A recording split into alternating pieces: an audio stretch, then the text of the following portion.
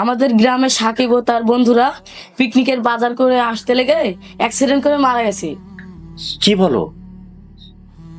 ইন্না লিল্লাহি ওয়া ইন্না ইলাইহি রাজিউন। আহারে জীবন, মানুষের মৃত্যু যে কত সন্নিকটে সেটা যদি মানুষ জানতো তবে সে কখনো পাপ কাজে নিয়োজিত থাকতো না। বুঝেছো গোলাম রাব্বি? ছেলেটার মৃত্যুটা কিন্তু ভালো মৃত্যু হতে পারতো, কারণ শেষ ভালো যার সব ভালো তার। সে যদি ইসলামের কোনো ভালো কাজ করতে গিয়ে মারা যেত তাহলে মহান রাব্বুল আলামিনের কাছে সে কতই না সম্মানিত হতো।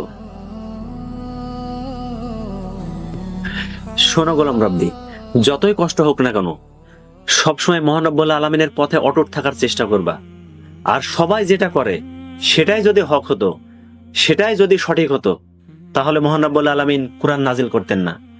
এছাড়া আল্লাহ রাসূল সাল্লাল্লাহু আলাইহি সাল্লাম বলেছেন, যে ব্যক্তি যে জাতির অনুকরণ করবে সে তাদেরই অন্তর্ভুক্ত হয়ে যাবে এবং কাল কিয়ামতের ময়দানে তাদের সাথেই তার হাত কিন্তু হাসর নাসর হবে।